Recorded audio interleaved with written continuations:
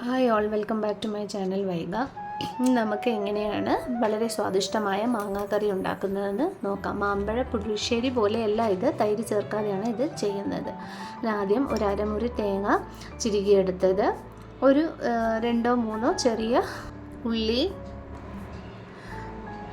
ഒരു 1-2 ടീസ്പൂൺ ജീരകം, പിന്നെ വെളുത്തുള്ളി വേണമെന്നുണ്ട് എങ്കിൽ വെളുത്തുള്ളി ഒരു 1-2 അല്ലി, പിന്നെ എരിവിന് മുളക് പൊടി ഒരു 2-3 ടീസ്പൂൺ വരെ, ഇത് മഞ്ഞൾപ്പൊടി 1 ടീസ്പൂൺ മഞ്ഞൾപ്പൊടി. ഇത് ഇത്രയും ചേർത്ത് വേണമെങ്കിൽ ഇപ്പം ഉപ്പ് ചേർക്കാം, അല്ലെങ്കിൽ മാങ്ങ വയ്ക്കുമ്പോഴും നമുക്ക് ഉപ്പ് ചേർക്കാം. ഇത് ഇത്രയും വെള്ളം ചേർത്ത് മിക്സിയിൽ നല്ല ഫൈൻ പേസ്റ്റായിട്ട് അരച്ചെടുക്കുക. നല്ല പഴുത്ത മാങ്ങ തൊലി കളഞ്ഞ് ഇതുപോലെ മുഴുവനായിട്ട് എടുത്ത് വയ്ക്കുക. മൺപാത്രമാണ് ഏറ്റവും നല്ലത്. അടുപ്പത്ത് ഒരു മൺപാത്രം വെച്ച് വെളിച്ചെണ്ണ തന്നെ ഉപയോഗിക്കുക. വെളിച്ചെണ്ണ ഒഴിച്ച് കടുക് താളിച്ച്, ഉലുവ വേണമെങ്കിൽ ഉലുവ ഇടാം, ഒരു 1/2 ടീസ്പൂണൊക്കെ മതി ഉലുവ, പിന്നെ കറിവേപ്പില, വറ്റൽ മുളക്, ഇതിത്രയും ചേർത്ത് ഒന്ന് പൊട്ടിക്കുക.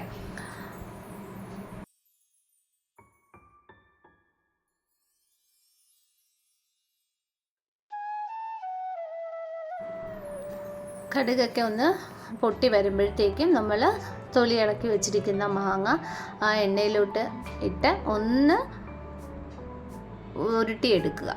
അതായത് ആ മാങ്ങയുടെ എല്ലാ വശത്തും ആ എണ്ണ പിടിക്കുന്ന രീതിയിൽ ഒന്ന് ചുറ്റി കൊടുക്കുക.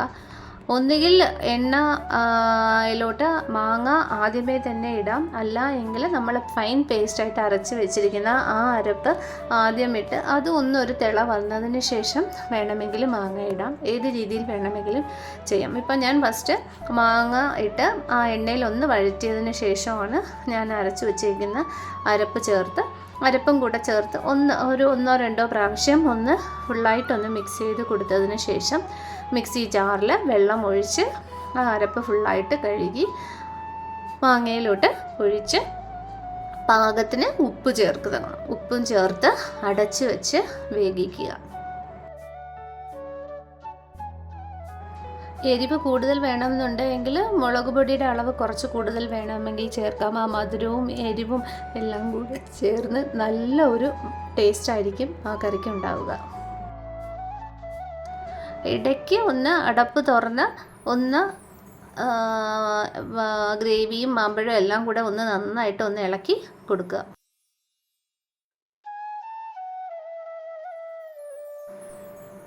അടച്ചു വെച്ച് ഒരു 10 മിനിറ്റ് ആകുന്നതിന് മുമ്പ് തന്നെ നമ്മുടെ മാങ്ങാക്കറി റെഡിയാകും.